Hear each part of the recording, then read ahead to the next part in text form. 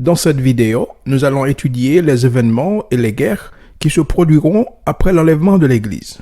Pour cela, allons s'il vous plaît à l'étude du second sceau de l'Apocalypse. Le deuxième sceau de l'Apocalypse marque le début des guerres qui causeront la mort des millions de personnes. Apocalypse chapitre 6, versets 3 et 4 dit « Quand il ouvrit le second sceau, j'entendis le second être vivant qui disait « Viens !» Et il sortit un autre cheval roux, rouge comme le sang, qui symbolise la guerre, le carnage et la destruction. Celui qui le montait reçut le pouvoir d'enlever la paix de la terre, afin que les hommes s'égorgeassent les uns les autres, et une grande épée lui fut donnée.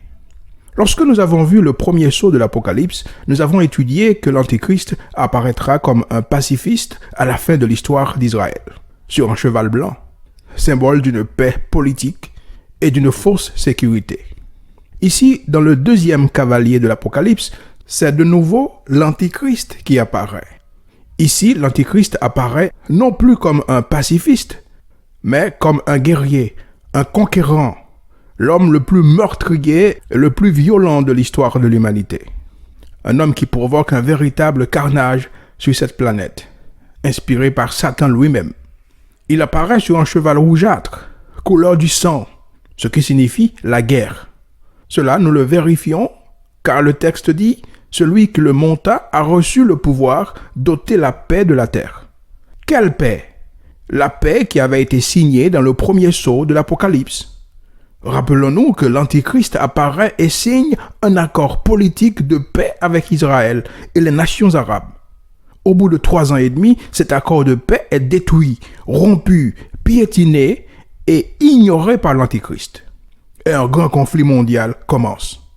La paix disparaît de la terre, la guerre commence et les hommes s'entretuent. Jésus-Christ, le Messie, le confirme lorsqu'il dit dans Matthieu chapitre 24, versets 6 à 8, « Vous entendrez parler de guerre et de bruit de guerre.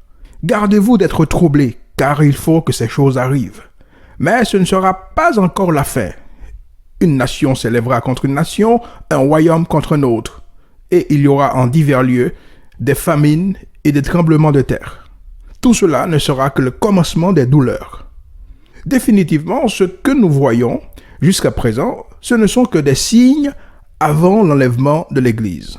Les guerres en Ukraine, en Iran et les conflits armés en Afrique et en Asie ne sont que le prélude à des guerres plus importantes qui auront lieu après l'enlèvement de l'Église, et plus encore lors du deuxième sceau de l'Apocalypse. Écoutez, l'Antichrist sera pour ainsi dire invincible, mais cela ne veut pas dire qu'il n'aura pas d'ennemis. Daniel chapitre 11, verset 40, y fait une brève allusion, mais qui sert de principe pour comprendre les événements qui se dérouleront après l'enlèvement de l'Église. Il est dit, « Mais au bout d'un certain temps, le roi du Sud lui fera la guerre, et le roi du Nord se lèvera contre lui comme une tempête. » Qui est le roi du Sud ou le roi du Nord? Je dois d'abord clarifier ce point. Toutes les prophéties tournent autour d'Israël. Quand la Bible parle du roi du Nord ou du roi du Sud, il s'agit des pays qui se situent au sud ou au nord d'Israël. Qui est derrière cette guerre contre l'Antichrist? Dieu. Dieu agit. C'est la main de Dieu. Rien ne se passe sans la permission de Dieu. Rien sur cette planète ne se produit sans la permission de Dieu. Jésus le Messie l'a bien dit. Une feuille ne tombe pas d'un arbre sans la permission de Dieu. À plus forte raison, les catastrophes naturelles que nous pouvons voir aujourd'hui à la télévision. Parfois, les gens disent « la nature a attaqué l'homme. La nature s'est acharnée contre l'homme. » La nature ne fait rien. En bref, tout est contrôlé par Dieu. Comprenez qu'en ce temps prophétique, derrière chaque catastrophe naturelle se cache un jugement de Dieu. Les nations du monde, déplacées par Dieu comme des pièces d'échecs, attaqueront l'Antichrist. Et l'Antichrist contre-attaquera. Comment l'Antichrist réagira-t-il lorsqu'il sera défié par les rois du Sud? Daniel chapitre 11, verset 25 nous donne la réponse. À la tête d'une grande armée, il emploiera sa force et son ardeur contre le roi du Midi. Et notez bien que ce n'est que le début d'une série de guerres mondiales dévastatrices qui éclateront après l'enlèvement de l'Église. Car les rois du Nord se lèveront aussi contre l'Antichrist. De plus, je voudrais que nous lisions Daniel chapitre 8, verset 24, et que nous y prêtions une attention particulière. Regardez s'il vous plaît, Daniel 8, verset 24. Le prophète a dit, « Sa puissance s'accroîtra, mais non par sa propre force. » Nous l'avons dit dans une étude précédente que l'Antichrist surgit avec le soutien de 10 nations, mais 3 de ses dirigeants s'opposeront à lui, mais l'Antichrist fera assassiner ces 3-là. En plus, Satan soutiendra l'Antichrist et loindra comme son ministre sur la terre. En conclusion, l'Antichrist sera le personnage le plus sinistre de l'histoire de l'humanité et il prospérera dans ses objectifs. Il écrasera ses ennemis sans pitié. Mais au début, il gagnera le soutien des nations. Regardez, s'il vous plaît, ce que dit l'Apocalypse, chapitre 13, verset 8. « Et tous les habitants de la terre l'adoreront, ceux dont le nom n'a pas été écrit dès la fondation du monde dans le livre de vie de l'agneau qui a été immolé. » Et l'Apocalypse, chapitre 13, verset 4 dit « Et ils adoreront le dragon parce qu'il avait donné l'autorité à la bête.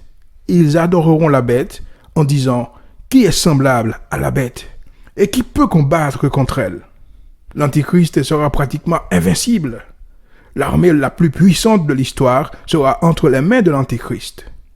Ce pacifiste enlève son masque et devient un cruel persécuteur de ses ennemis, à commencer par le peuple d'Israël. Je voudrais que vous regardiez une fois de plus Daniel chapitre 8, verset 24, qui dit « Sa puissance s'accroîtra, mais non par sa propre force. Il fera d'incroyables ravages. Il réussira dans ses entreprises.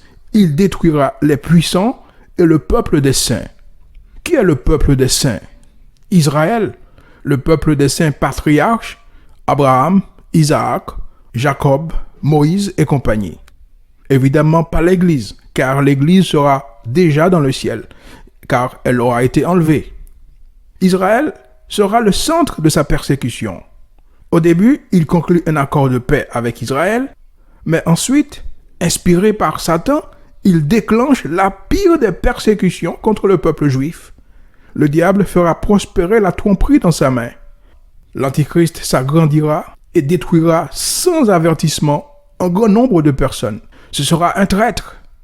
Je veux que vous compreniez cela, s'il vous plaît. Personne ne pourra vaincre l'Antichrist. Seul Jésus-Christ pourra vaincre l'Antichrist.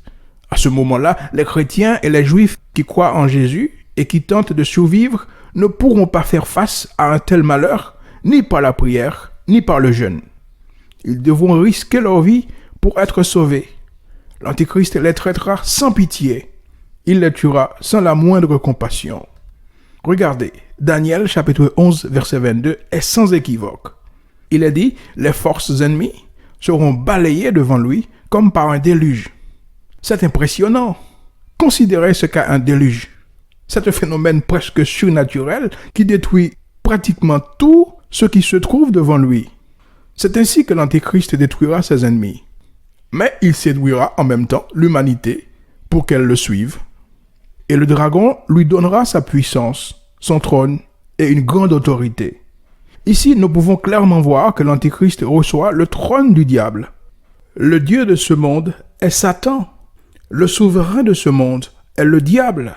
C'est pourquoi il y a tant de destruction. C'est pourquoi il y a tant de malheur. Et vous me direz peut-être, et de quel doigt le diable gouverne-t-il le monde? Eh bien, avec le doigt que lui ont donné Adam et Ève lorsqu'ils ont péché dans le jardin d'Éden. Quand Adam et Ève ont péché, ils ont remis au diable le gouvernement du monde. Mais vous direz encore, et Jésus-Christ ne l'a-t-il pas repris? Oui, il l'a repris lorsqu'il a vaincu Satan sur la croix. Mais il l'a repris en faveur de ceux qui le suivent. Celui qui suit le vrai Messie, celui qui obéit à Jésus-Christ et qui est né de nouveau, a autorité sur le diable.